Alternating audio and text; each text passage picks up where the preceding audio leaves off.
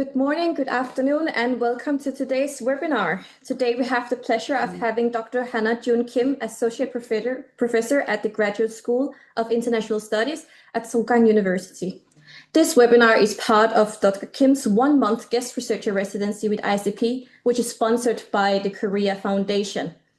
This webinar will mainly consist of Dr. Kim giving a small lecture on today's topic, which is gender polarization among the youth in South Korea, predictors, military consequences, and insights from Sweden. This will be followed by approximately a 10 to 15 minutes Q&A from the audience. Throughout the webinar, please feel free to use the Q&A button to ask questions. This webinar is being recorded and will be later uploaded to ICP's YouTube channel, so you can watch it or rewatch it again. Before I give the word to our today's speaker, I would like to give a little bit more details about Dr. Kim. So Dr. Kim is, besides being associate professor at Soaring University, also serves as the director of the Korean East Asia program. She earned her PhD in political science from the University of California, Irvine, and previously held position as an associate professor at the University of Nebraska, Omaha, and as a postdoctoral scholar at Stanford University's Walter H. Shorenstein Asia Pacific Research Center. Her research interests include public opinion, gender, and democracy in East Asia. We have previously had the pleasure of having Dr. Kim participate in a webinar we co-hosted with Korean Leaders Forum on the topic of the underrepresentation of women in South Korean politics, how to empower women's participation. This webinar was also recorded and also made into a report available both in English and Korean that you can see on our website and our YouTube channel. So please feel free to check this out as well. Now, with no further ado, I would like to give the word to today's speaker, Dr. Kim. Thank you for being here. Thank you, Josephine, and thank you so much for inviting me here to Stockholm, to ISDP, and giving me the opportunity to present on this very important topic today. So I am going to spend a little bit of time, providing some background information about gender polarization in Korea, and then we're going to talk a little bit more about specific predictors, and then and kind of talking about the case of Sweden, because since we've been here, we've been attending several meetings that have given me a lot of insights about the Swedish case. And I think that'd be a good way to kind of end the discussion.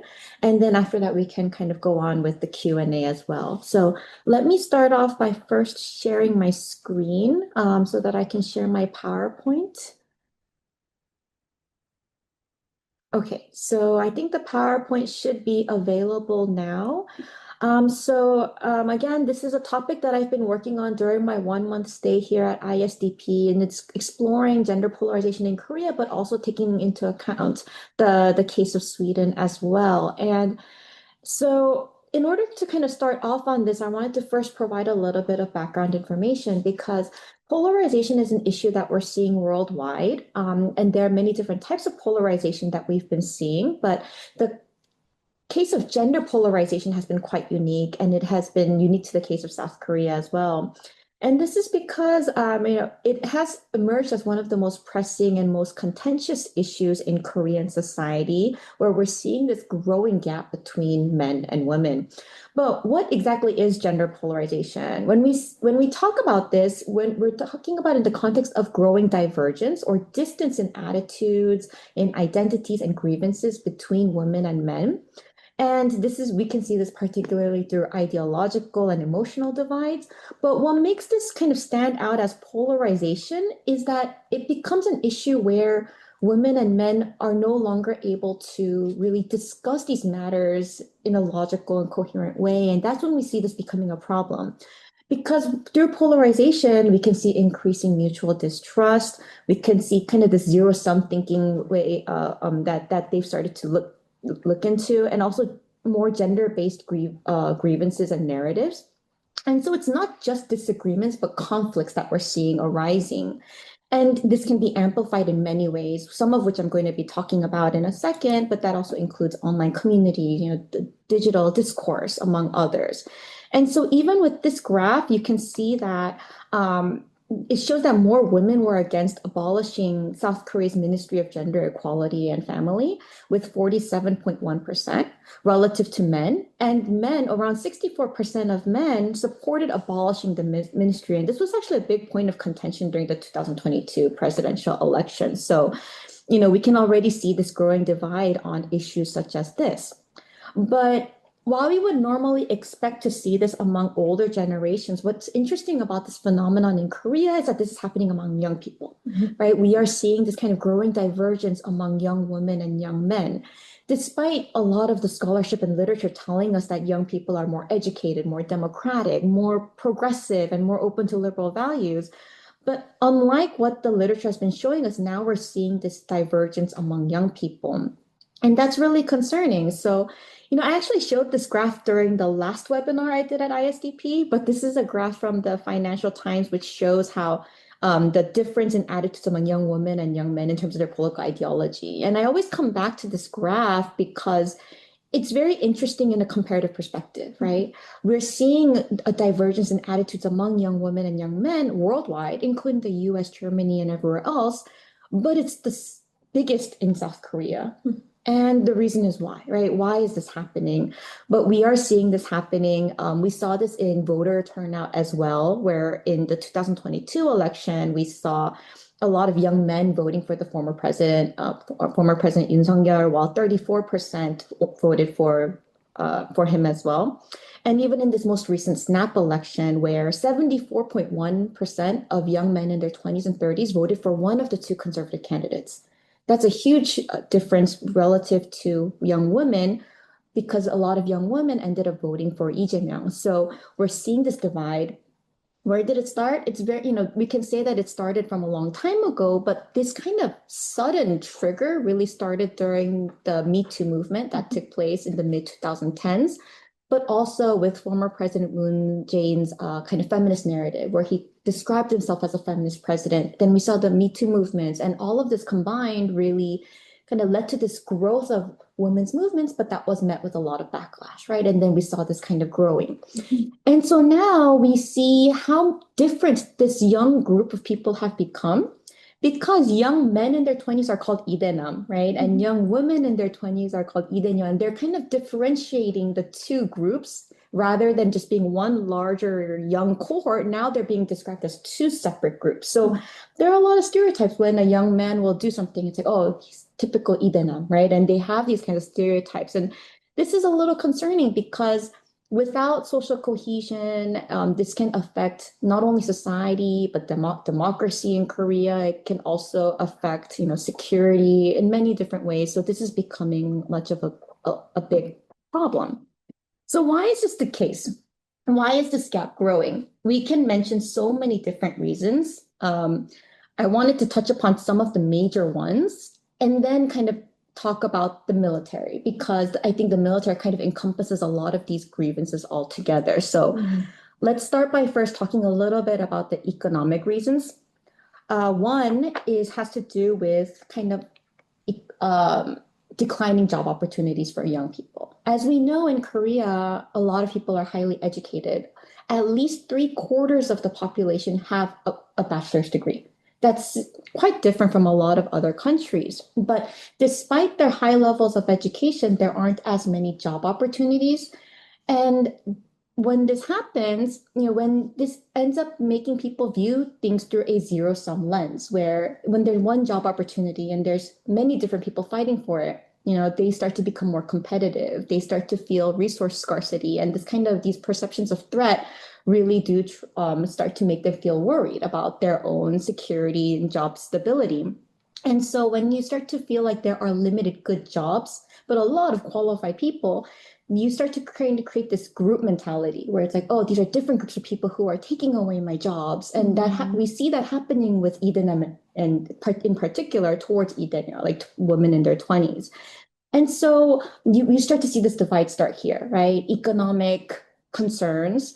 And it's gotten to the point where now a lot of young people will kind of describe themselves as the giving up generation. You may have heard of the term 삼포세대, where they say they're giving up three things in life, like love, marriage, and childbirth. And then there's many different versions of this, but that's how pessimistically they're viewing society. And along with that, you start to see perceptions of group threat, which then increase this. But of course, we know that traditional gender inequalities exist, right? Up until now, Korea has the highest gender pay gap, with women receiving 29% to 31% less than men in their pay.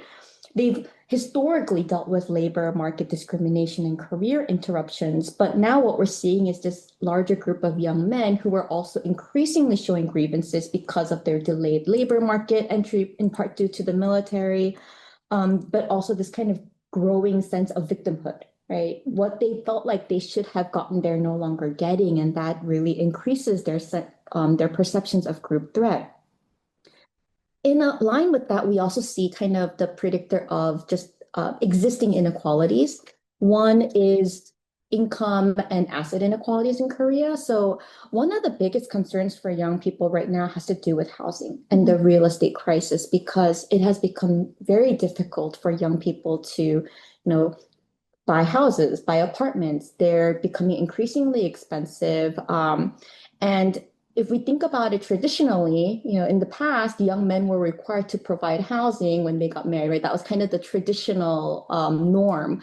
And even though that's no longer necessarily the case, that kind of expectation still exists within their minds. And when you see that happening with difficult job opportunities and soaring housing costs, this really does increase their sense of deprivation and increases their grievances. And, in many ways, their belief that they can, go up the socioeconomic ladder is also decreasing. And this then fuels resentment as well. And we see this mentality where if I can't buy a house, then I can't afford to have a family. And, you kind of see this domino effect happening. And then they start their grievances grow even more. So then we see the gender gap growing in terms of this also.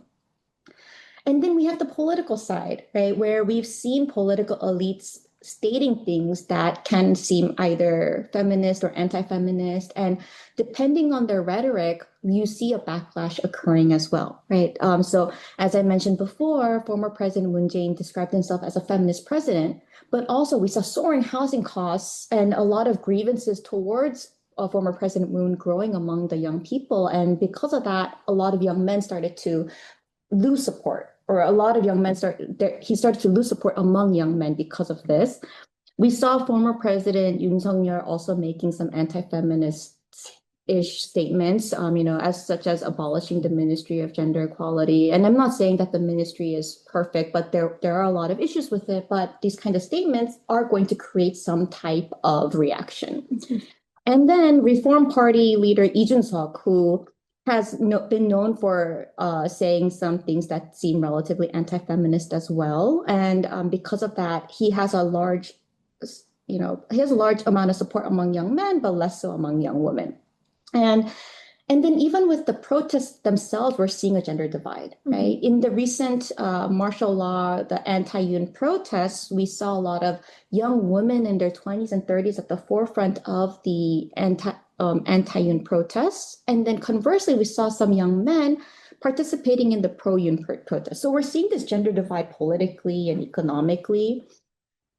But in addition to that, what we also see is the rise of the internet and how the internet creates echo chambers and how the internet also enhances confirmation bias, because the algorithms that we see on traditional social media, when we see one thing, it's just the algorithms will lead us to continue to see similar things, right? And so this does increase their perception that, oh, all these people think like me, right? And this becomes very dangerous when issues related to gender start to show up on these algorithms. And so we saw this in traditional social media, right? On YouTube, there's a YouTube channel for men. It's an anti-feminist YouTube channel that has recently, the subscriptions have increased dramatically over the past few years.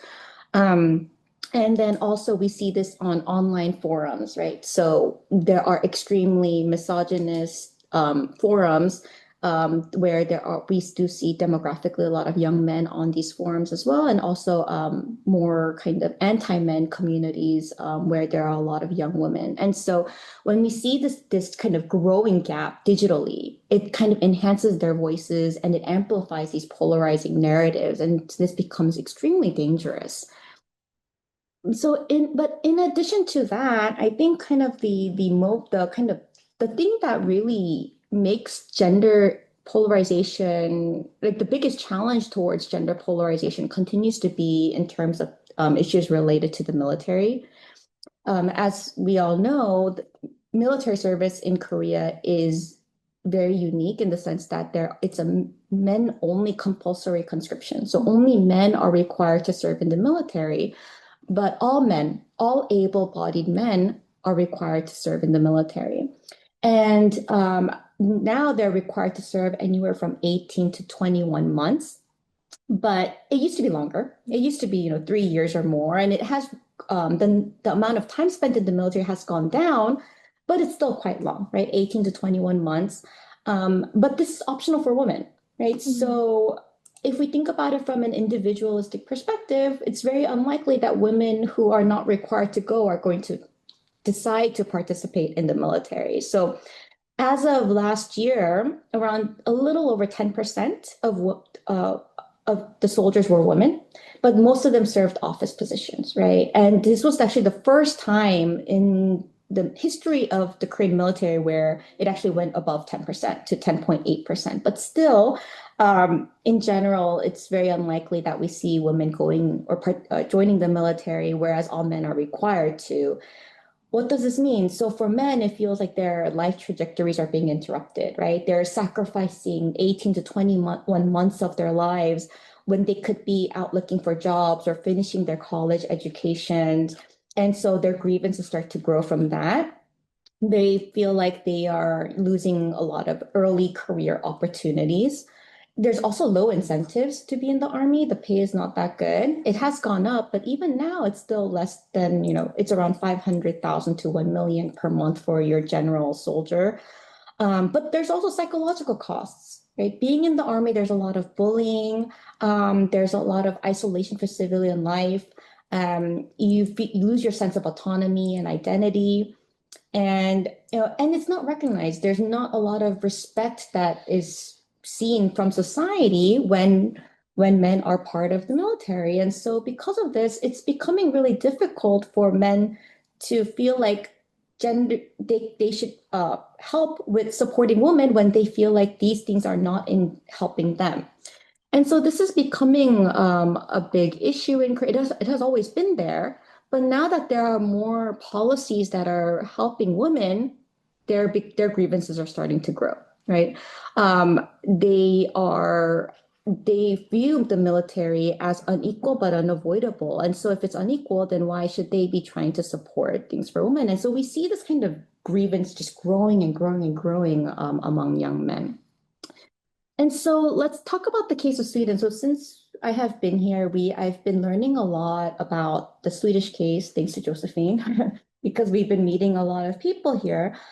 So in many ways, they are similar because they're both advanced democracies, right? But at the same time, and they both deal with issues related to gender equality, but the degree is quite different, right? Sweden has achieved greater progress towards gender neutrality and has achieved greater progress towards gender equality in general. And so, when we see this happening, even though Korea continues to rank quite low in terms of gender equality, Sweden continues to rank among one of the top countries for gender equality. And what I've come to realize during my time here, at least one of the reasons that might be, is because of the institutional design for gender equality, for the push towards gender equality. And one of the biggest things related to this has to do with gender mainstreaming. So, you know, in many ways, the way in which gender equality is conceptualized in South Korea and Sweden is very different. And because of the way in which it's conceptualized, the way in which the way in which governance happens related to gender equality also changes as well.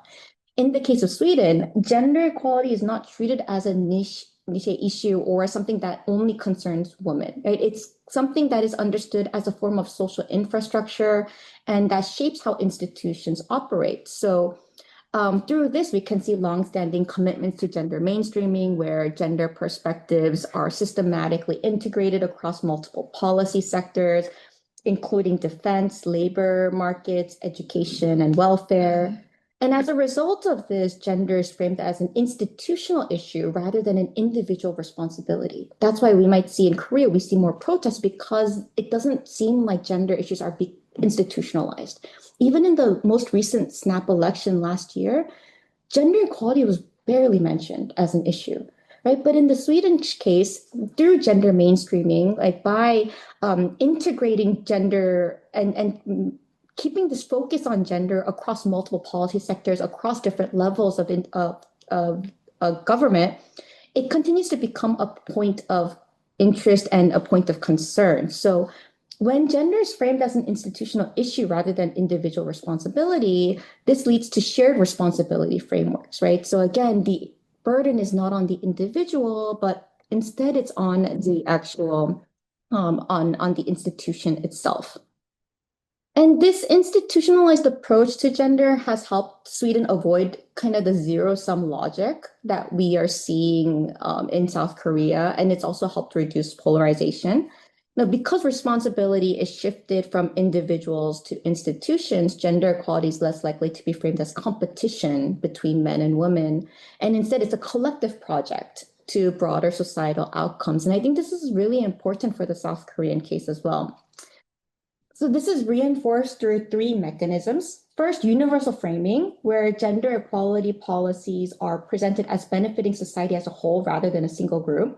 Right now, when there are policy proposals for the related to things related to helping women, it's viewed to only help women, right? And you start to create this otherness. But if it's viewed as a collective project to help society as a whole, that's really important. And also, we need to have the symmetry of sacrifice or shared sacrifice where both women and men are expected to share time, responsibility, and social cause. It's not just, oh, because you got this, I should get this too, right? And that kind of conception of fairness.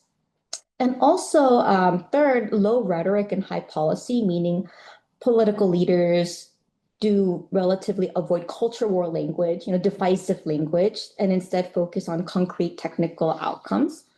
And we see this actually reflected in Sweden's approach to the military as well, because after conscription was reinstated, I think in 2017 here, it was redesigned to be gender neutral, right, in the case of Sweden. And it was selective rather than universal. And I think these are two things that really differentiate it, because making it gender neutral means that, anyone can apply. And I think only a certain number of the people who do fill out their forms are selected to become to join the military. But in addition to that, like the facilities are also gender neutral in Sweden, right? So women and men share dorms and share bathrooms. In the South Korean case, one of the biggest challenges right now is even if women do join the military, there aren't facilities that are very, that are adaptable or helpful or accommodating to the woman right now. And so that's one of the biggest issues that I've seen. So, and also, as I mentioned earlier, in Sweden, it's selective. In Korea, it's everyone, all men have to join the military. So in many ways, they are quite different. And also in the Swedish case, military service is framed as a form of civic contribution and leadership development rather than as punishment or lost time, which is, again, quite different. And this contributes to a generally more positive social perception of the military, right? In Korea, going to military, it seems like a sacrifice, it seems like time being taken away, which is true, we can't deny that, but it's not viewed in a positive way. And so rather than directly copying the Swedish model, which would be difficult anyways, given the structural, cultural, and security differences, it's more productive to focus on adapting the underlying policy logic.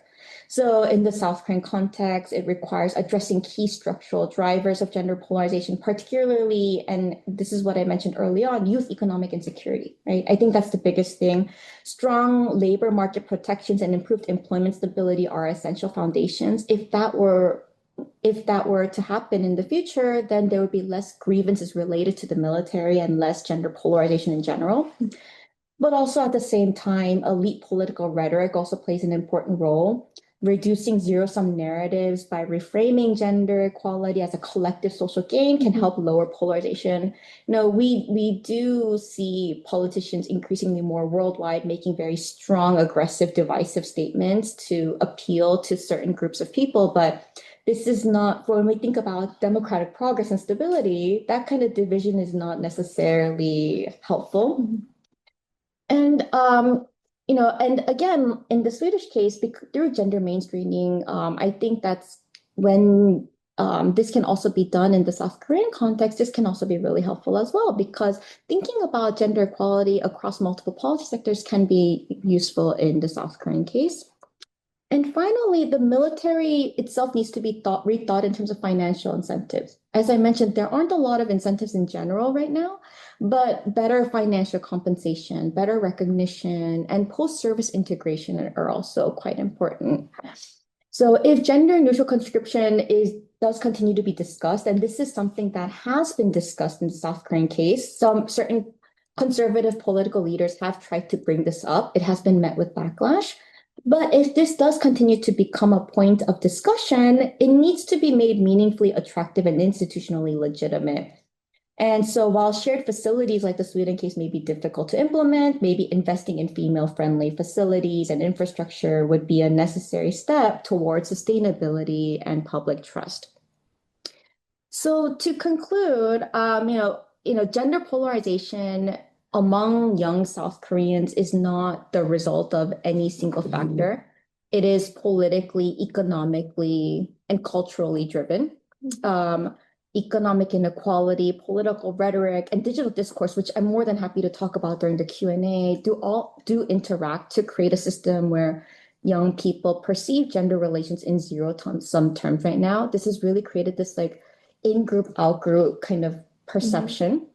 And within this unequal system, mandatory military service for men serves as a catalyst, since it plays a central role both symbolically and materially, particularly for young men, because it's shaping their perceptions of fairness, of opportunity, and social obligation. That doesn't mean we can get rid of the military in Korea, right? There's many reasons why we need to keep it. But from these observations, there are several key takeaways.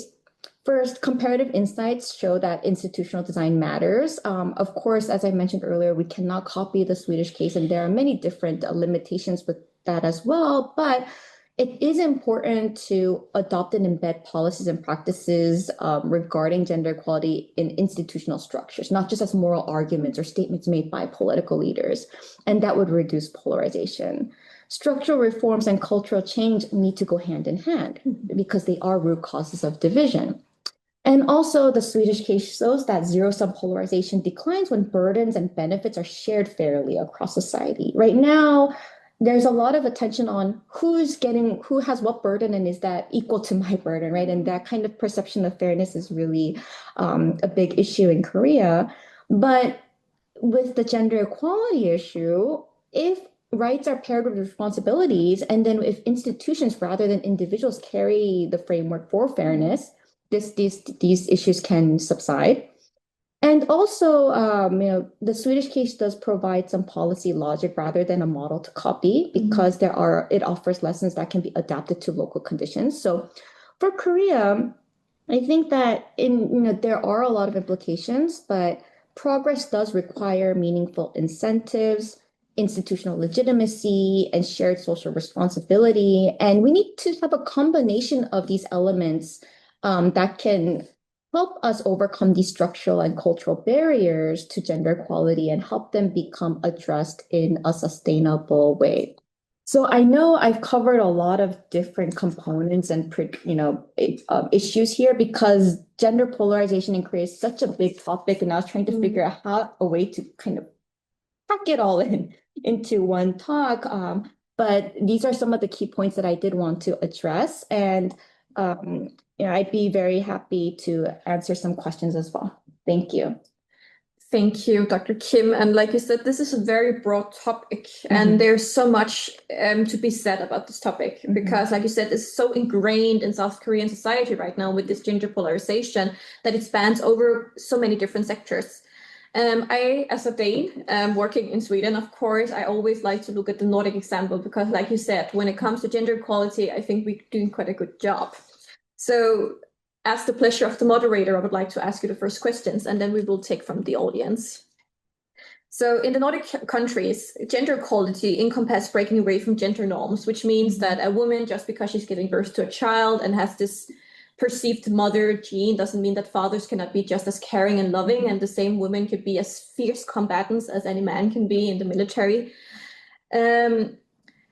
To what extent and how could a discourse where you move beyond these gender norms, these stereotypes be introduced in South Korean society? Because like you said, there is some cultural, historical differences that we need to take into consideration.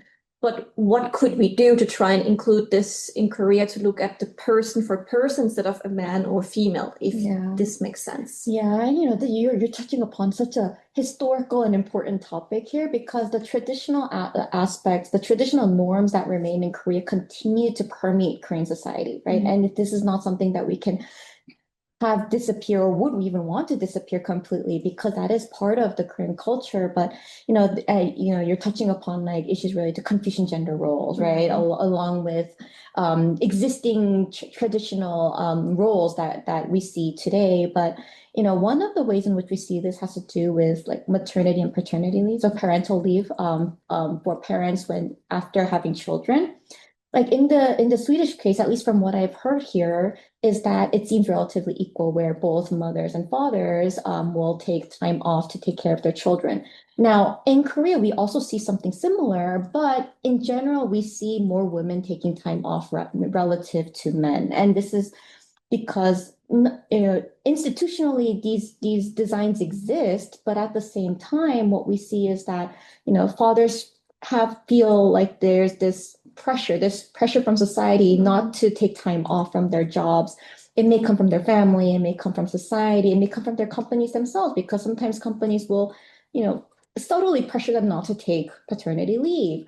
But even from there, we are seeing how these traditional roles are continuing to be institutionalized, right? And how they kind of remain. So it's very difficult. We are seeing some changes, especially with younger parents, where fathers do start to take some time off, and especially for single parent households, we do need to provide more support for them as well. But in terms of like a family where there is a mother and a father, there are these kind of issues where mothers need to take more time off, or and have to help their children go to hagwon or take them to school, do all of these things much more than men. There are subtle and slight changes regarding this, but we are seeing it change quite slowly. And I think a part of this is because Korea has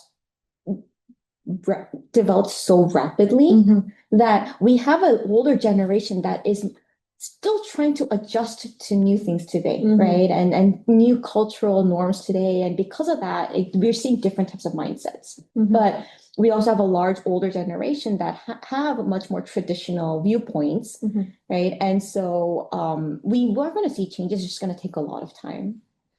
I do agree. Rome wasn't built in one day, that's for sure. And the Nordic countries have a longer history of democracy. Of course, we have had longer time to undergo these changes.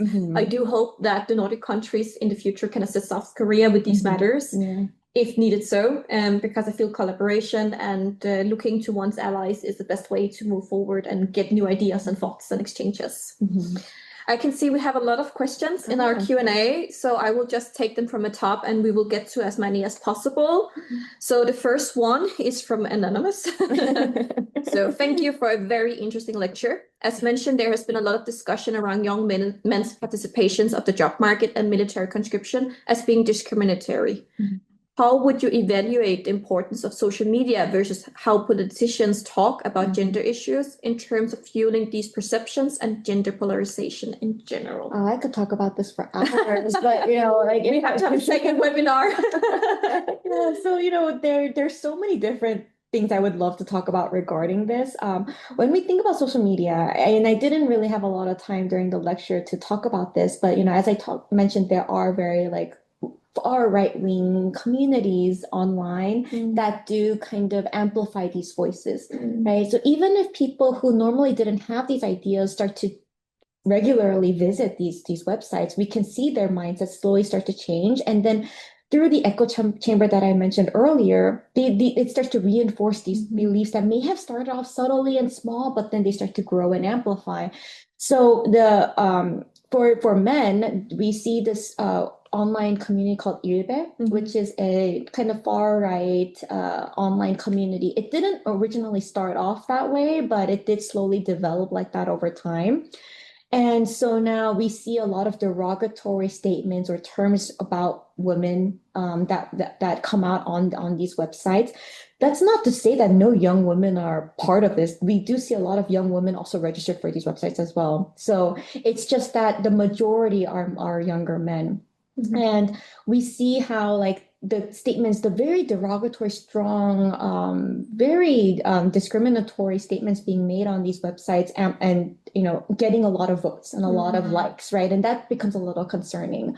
In the case of Irbe, there's also like a hand sign that they have their own type of sign, and that sign is supposed to signal that they're all part of this community, so that they all share each other's beliefs. And so sometimes you'll see people making these signs, and even in Hongdae, in Seoul, there was a statue made for this sign, indicating that this is changing from just like a minor like small community online to coming into the actual traditional society, right? And so that becomes a little concerning. And on the other side, we have WOMAD and Megalia, which are more very, in a nice way, feminist community platforms, but they are also very anti-men, and they will make derogatory statements regarding men, which is also very concerning, right? And they, of course, hate each other to the different communities.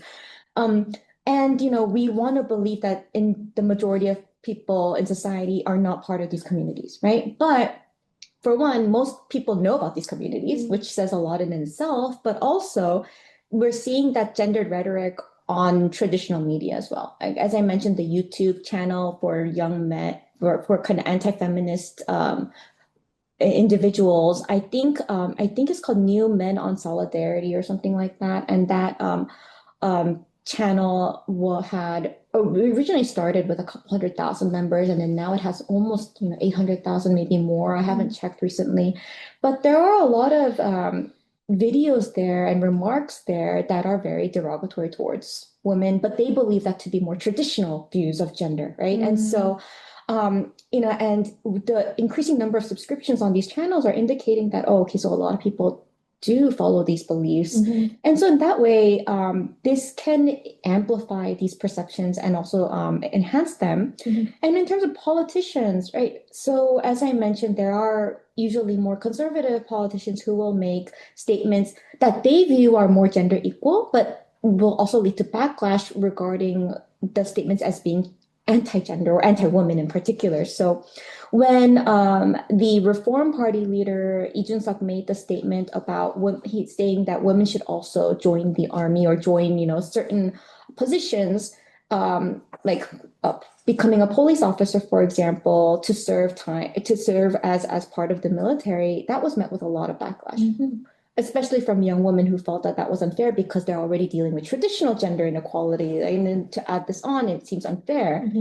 But young men really appreciated this idea because they have to go to the army anyways, right? And so, this is a generalization, of course, because not all young men supported this. But in general, from the demographics that did support this idea, it was the majority were younger men. And so, when this kind of these strong statements online and among political leaders are being made and reinforcing these beliefs, this can be very dangerous, right? For democratic stability in general, because we want to have political leaders and we want to have online communities that are creating more cohesion rather than divisiveness. And exactly what you're saying, this create this kind of like with deeper polarization, especially on the internet, because after having lived in Korea, many Koreans will talk politics public. It happens online, right? Yeah. So this furthermore creates this kind of like hidden way of maybe creating these communities where you talk about topics that to some degree may not be, like you said, derogatory. So it's definitely an issue, but also fits the Korean culture quite well, actually, that it happens in the internet. Right, because they're hiding behind their screens, right? And they can be anonymous. For these websites, some of them you do have to officially register with your registration number, your ID number. Okay. But there are some that don't require that, and also they can pretend to be someone else. So there are some comments that are very derogatory towards men. And then the comment will be from a woman, like a female ID, and then they'll find out there was actually a man behind the female ID. And so there are so many different layers that are concealing their true identity that they can say whatever they want. And this is also, like, it speaks to kind of the repressive nature of Korean culture as well. That as well, but also the digital capabilities of the South Korean people, of course, is also another thing like that enables it even further. Yeah. Let's move on to the next questions. Also for Anonymous, thank you for the lecture. Regarding the changes from SK military, I feel like giving more monetary incentives is hard as way more people are in the military, as it is mandatory. They also get free housing and food for the time there. I feel like SK should focus more on other equality policy as well as welfare, but maybe I'm wrong. I think South Korea also needs to focus on equality policies and welfare. Definitely, that's just as important. When we think about the military in Korea, providing food and housing is not a high incentive when you're sharing, one large room with so many different people and you're sleeping on hard floors when you could be sleeping in your bed at home, And also, food is provided, but again, losing 18 to 21 months of your 20s in particular seems like a huge sacrifice for a lot of these for these people who are joining the military, because sometimes they go in the middle of their schooling, right? So when they come back, everyone's much younger than them. They don't know who they are. They've lost their school life, their school friends, and everything has changed, and they have to readapt, and that's very difficult. If they do it after college, then while they're on the job market, or if they get a job and then they have to go, then this could lead to them getting let go from their jobs, right? And so there are a lot of these kinds of grievances related to the army. If sometimes you can pursue a career in the military, but it's not as incentivized, and as a result of that, not a lot of people necessarily pursue that path. And that's definitely a big difference from the Nordic countries, where going to the military open career doors. It's open for further education, for jobs in other markets outside of the military also, because you learn skills like leadership and communication and other valuable life skills. But that maybe comes down to the need for having a new norm or a social campaign in South Korea to try and find a new narrative for what it means to be in the military and what it actually benefits instead of the negative sides. Yeah, this goes back to, the point we we're talking about, how like just viewing it as a respectful position is very important. So that narrative matters quite a bit. Definitely.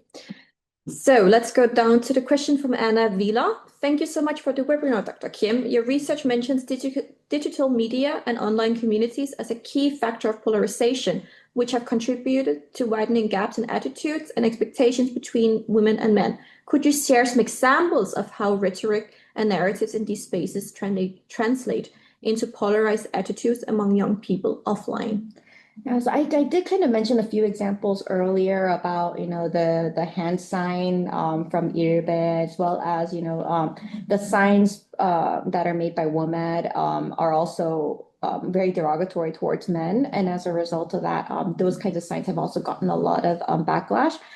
sometimes like you'll see Korean celebrities who are doing like the peace sign or like the heart sign, and then while they're moving their hands, it'll look like they made the earbest sign, and then they get a lot of backlash for that. So we're seeing it kind of translate out into the actual offline communities as well. But also, during the 2022 election, when former President Yoon was talking about abolishing the Ministry of Gender Equality, this was highly discussed on the internet, right? But this was also an issue that we were constantly talking about in our offline communities as well, because is this actually going to happen? If this happens, what are the repercussions? Is this are there any advantages to this? And so you see these discussions taking place both online and offline. It's just that offline they tend to be less extreme, but the similar kind of processes and thought points are still there. I'm getting so curious. Do you know the hand sign Oh, for it was on my PowerPoint that I showed earlier. I'm not going to do it, but because we're all getting see these attitudes when you are in Korea yourselves, because again, since this is a topic that's mostly discussed online, and if you're not part of these communities, it might be hard to see kind of the discourse yourself. So I will go back and look at your PowerPoint. To be fair, when the statue was made in Hongdae, it was immediately destroyed. So that does indicate that people know what it is and they wanted to get rid of it. But it also indicates how some people are very proactively pushing this, and some people are very proactively trying to stop it. Exactly. Then we have a question from Elita Patrulli. What early warning indicators will reveal that gender target disinformation, especially AI driven, is beginning to disrupt social resilience or collective crisis readiness? Yeah, so this kind of, when we start to talk about AI and the digital discourse, we can talk about many different aspects of this. But as I kind of mentioned earlier, there was that one example about how, there were kind of these comments that would seemingly seem from one gender, but it actually ended up being someone else. And so like people will change their IP addresses and try to like protect, try to cover themselves up as much as possible. But then we also see them hiding, and we can also kind of figure out who they are depending on how much detective work that people want to do. But in addition to that, as I was mentioning, like, with these online communities and with traditional social media, the number of likes that we're seeing, right? The number of comments that are being made. Some of them are not by humans; they are done by AI, and it's how are we going to control that? That's a larger question at hand. But we do know that on our YouTube videos, if it's a very anti-woman based statement and there are a lot of comments below it and a lot of likes, and like how much of it is real, it's very hard to detect right now, but we can assume that some of it is. But when you start to have conversations within society, and you're seeing these similar rhetoric or similar statements being made, that does kind of lead to a bit of concern. It's like, okay, yeah, they may have been AI driven, but if we're also seeing it happening in real life, what can we really say? Right? And I know that the South Korean government are very much working towards strengthening the legislation on the AI domain or in the internet sphere, because of South Korea struggling with a lot of issues when it comes to crimes committed on the web. So definitely maybe this is an area that will be taken up later, but again, it's also hard to find and implement legislation that controls this, but also make sure that people have the freedom of speech, which is important for a democracy, of course. Yeah, I don't know if there was that issue a few years ago in Telegram, where a large group of these people were sharing pictures of women, right, explicit pictures of women, and this led to a lot of issues related to digital crime as well. They were caught, but it's not just one community, right? There are many. No, definitely South Korea witnessed an increase in digital sex crimes, and it's a very hard community to get down on because of the privacy of the internet that it offers. Exactly. So let's go to the next question by Neva. Sweden's approach often involves men as active participants in gender equality. In the military, the Swedish Armed Forces Gender Division have established a mandatory gender course on high commanders, for example. What lessons do that hold for engaging Korean men in the military into more gender equality matters? Yeah, this is a very important question, especially because part of this divisiveness happens because of lack of information, lack of awareness, right? And so education is always important. Institutionally, these measures are being done, but it hasn't been fully effective yet. The thing is, in the political science and sociology literature, we also often talk about this idea of contact theory, right? The more contact we have with different groups or different people, the more likely we are going to be understanding of them and more empathizing towards them and more understanding in general. And so, I think even a few days ago when we had a different meeting, we were talking about contact theory kind of in real life terms and talking about how men who had served in the military with women were more understanding of their, difficulties and their challenges, and that can lead to, reduce polarization if anything, but also it can also reduce issues related to the two groups and also more understandings of gender equality in general if we're thinking about it in terms of pro-woman issues. And so, in terms of that, in the South Korean case, yes, education matters, but I also think that contact is also very important. Seeing more women, in higher positions, in corporate positions, in political positions, in the military, that can also lead to more understandings and more awareness, and that can also reduce this divide. Definitely, with the Swedish case, with men and women being together as people instead of genders to be one unit, has definitely, for the Swedish case, shown to be a very good way of, moving beyond gender stereotypes. So we look at a coherent union instead. Yeah. So that's definitely something to look into. Then we have another question for Anonymous.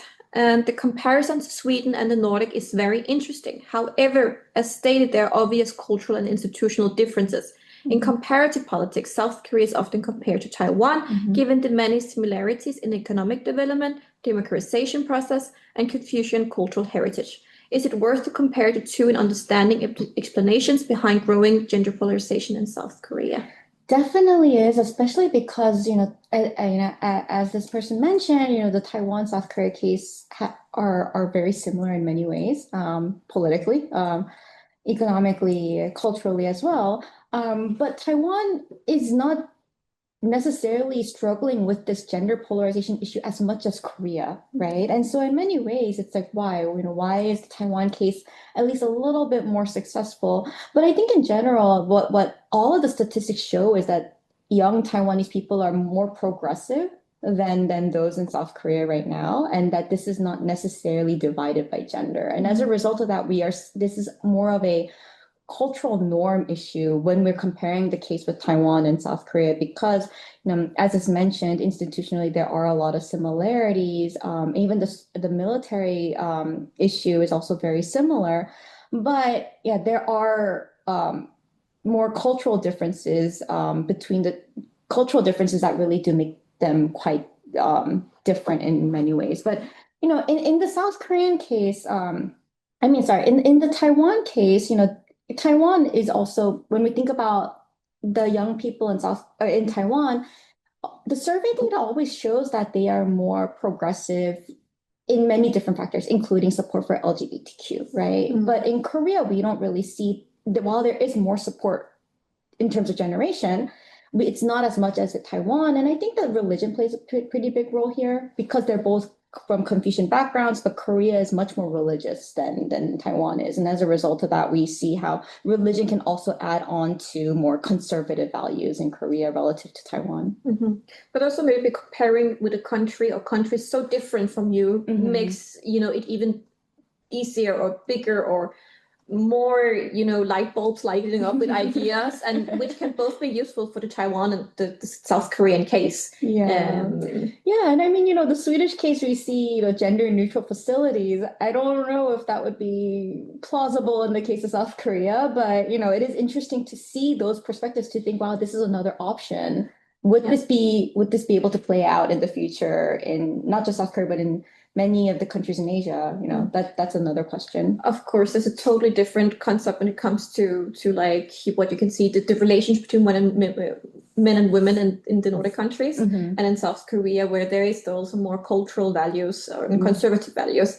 But I think no matter what, every small step It leads to something bigger, right? Yeah. So we have a question here from Elizabeth Ferito Bolin. The infrastructure-based policy toward gender equality seems to have neglected the issue on the biological set of the human being. Physically, the male is stronger than the female. The subject came to the fore in sports. Sweden and many other countries have raised the issue of banning transgender men to compete in women's sport where female competitors would be on the weaker side.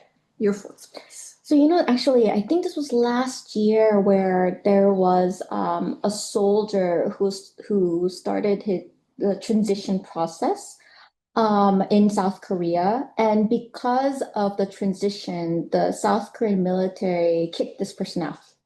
And because of this person dealt with a lot of mental, like it dealt with a lot of mental issues, including depression, anxiety, there was a lot of frustration there. And then this person ended up committing suicide. And so this got a lot of attention because it's like, okay, are only men then supposed to serve in the military? And how are we going to handle issues related to, LGBTQ, but also, and people who do want to transition? These are all such relatively new issues in Korea that institutionally they have not been fully addressed yet. And this continues to become a point of contention and something that does need to be addressed. So yeah, this is an issue in terms of the military. South Korea's population is declining. We all know about this. The fertility rates are 0.7, even though a few months ago it did jump a little bit back up. And so a declining population means a declining military. Schools are closing. And so that means there are less people to serve. So the goal would be to try to increase the number of soldiers as much as possible. But then they're also not friendly towards, the LGBTQ community and there aren't a lot of female friendly facilities, as I was talking about earlier. So, it's kind of in this corner where it doesn't know how to figure out how to overcome this challenge. And so there are these issues related to that. In terms of the physical differences, and we kind of talked about this a few days ago as well, where now with cybersecurity also growing, it's not necessarily just physical strength that matters, but we were talking about drones, right? From what I remember, how drones, and the ability to handle drones and to be able to do something within cybersecurity can also be a type of participating in the military as well. So, there are different ways in which we can overcome certain physical differences. Definitely. I think we just have time for one last question, and that's for Shishan Chang. Very interesting and insightful lecture, Dr. Kim. I'm more interested in the casual interference between military service and gender polarization in South Korea. Quick question. Compulsory military service for male is an established institution for decades, but it seems that the rise of gender polarization, by and large, a recent phenomenon since 2018. So what are the factors that may interact with military service, which tends to exacerbate gender polarization? Global geopolitical changes, maybe. Okay. So, and I think this kind of goes, it's an interesting question. And yes, the causal inference is always kind of difficult we see a lot of correlations, but figuring out the causality is always kind of the big issue, right? But yeah, and it's very interesting because Chechen Cheng mentioned 2018, because that is when we really started to see the rise of this gender divide in Korea. That was when former President Moon Jae-in was president. That's when he had his feminist narrative. That's also, around the time or a little after the Me Too movements took place in South Korea. And that's when we started to see feminist protests or women's protests starting to appear in South Korea. So when we see kind of these bouts of gender equality, but they are quite strong and big, also with the internet and the digital divide, also South Korea at that time was one of the most connected countries in the world digitally, right? And so when we see the digital discourse also showing very pro-women rhetoric, politicians showing pro-women rhetoric, society showing pro-women rhetoric. And then you see men who still have to go to the military. We're seeing declining job opportunities because, to be fair, that was when we saw the proportion of jobs declining. Since then, Jobs have continued to decline for young people. They are highly educated, but now a lot of them have just given up on looking for jobs. So they've been called kangaroos in Korea, where they just live at home with their parents and they stop looking for work because they just gave up. It's like, I've done all the education I could. I've done everything that I was supposed to do, but there are no jobs for me, right? And so they start to give up. And then, you see that, and then the internet blowing up these ideas as well. And then this combination then really pushes this divide. And then, but the main difference between women and young men here is the military, right? So we kind of see this as like an intervening factor towards all these other grievances that are taking place, and then the digital world kind of amplifying them. So that would kind of be the way in which I would kind of describe the causal argument behind this. Of course, there are many different predictors to take into account, but this is kind of, we can't deny that the military issue is one of the biggest issues for gender-related grievances in Korea. That was all we had time for today. So thank you so much to Dr. Kim for your amazing lecture, and I hope you all feel more enlightened. I for sure did. A thank you to the Korea Foundation for continuing supporting our efforts by having us inviting South Korean guest researchers to ISDP so we can connect Korea and Sweden even more. If you were interested in learning more about some of these topics, South Korea from a gender perspective, go to ISDP's website. We have a previous webinar with Dr. Kim that I mentioned before, but also publication on digital sex crimes and the report for the webinar that we had. For now, have a lovely day, evening, and I wish you all the best. Thank you. Thank you.